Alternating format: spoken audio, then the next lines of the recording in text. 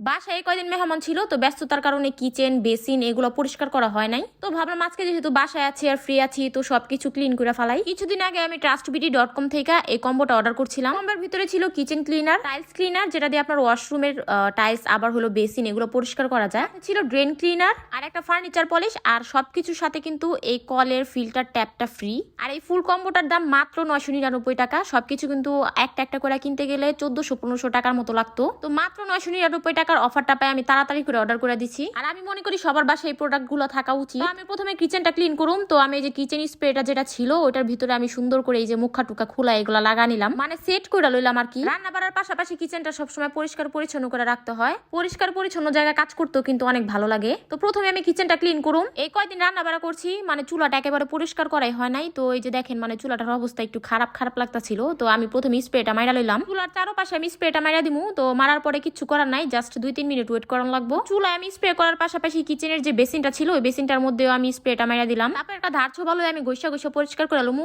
আর এই যে কাজ কাম করতে যে এত আলসামি লাগে, স্প্রেটা দিয়া ঘষা দেওয়ার পরেই মনে করেন যে ময়লাগুলো এমনি এমনি উঠতা ছিল, আমার বেশি একটা কষ্ট করণ লাগে নাই। আর এই স্প্রেটা দিলে আপনার ওই যে চুলার পাশে যে তেলা পোকা মেলা পোকা যে থাকে, অনেক সময় আছে না যে পোকামাকড় থাকে, এগুলো থাকে না। তো কথা কইতে কইতে চুলাটা আমার ধোয়া শেষ। আর এই যে দেখেন একেবারে পুরো নতুনের মতো চকচক করতেছে। আমার রান্না বাড়া করতে এত ভালো লাগে, আমার মনটা কয় যে আমি সারাদিন কিচেনে পড়ে থাকি। তো এরকম একটা পরিষ্কার পরিচ্ছন্ন কিচেন থাকলে সারাদিন থাকবার তো মন চাইবই। তো আমি বেসিনের ভিতরে যে স্প্রে মেরা রাখছিলাম বেসিনটা ওখানে পরিষ্কার করে লমু। আর আমি কিন্তু কিচেনের জানালা তারপরে ওয়াশরুমের টাইলস এগুলো পরিষ্কার করছিলাম, ভিডিওতে দেখাইলাম না, ভিডিওটা অনেক বড় হয়ে যাবো। তো কিচেনটা পরিষ্কার করার পরে যে ড্রেন ক্লিনারটা দিছিল এটার মধ্যে দিয়া লমু। দেওয়ার পরে মানে এটা জাস্ট আপনি এখানে দিয়ে রাখবেন, তাইলে ভিতরে যে পোকামাকড় ময়লা টলা থাকে এগুলো জমে না। আর এই ফুল কম্বের সাথে পানির ফিল্টার ট্যাপটা যে ছিল এটাও কিন্তু ফ্রি ছিল, আমি আপনাকে আগেই দেখাইছি। তো এটাও আমি সুন্দর করে লাগিয়ে নিলাম। ওখানে থেকে পরিষ্কার পরিচ্ছন্ন পানি খামু গাইস। তো তারপরে এই যে বেসিনটা কিচেনটা তো আমার পরিষ্কার করা শেষ। ওখানে আমি ডাইনিং এরিয়ার এই বেসিনটা পরিষ্কার করে লমু। প্রপারলি ক্লিন করার ভিডিওটা যদি আমি দেই তাহলে অনেক বড় আছে পোকা। তো আমি মাঝখান থেকে কাট কাট করে ভিডিওটা আর কি দিতেছি। বেসিনের মধ্যে স্প্রেটা মাইরে আমি 2-3 মিনিট ওয়েট করছি। তারপরে এই যে ঘষা মাজা করে সুন্দর করে পরিষ্কার পরিচ্ছন্ন কোটা লইতাছি। জাস্ট আপনারা বেসিনটা দেখবেন পুরো একেবারে চকচকা ফকফকা হয়ে গেছে, মানে পানি পড়তে পড়তে কিন্তু একটা দাগ পড়া জায়গা বেসিনের মধ্যে। অনেক ঘষা মাজা করলেও যায় না, কিন্তু এই স্প্রেটা দেওয়ার পরে একেবারে সুন্দরভাবে ক্লিন হয়ে গেছে। একেবারে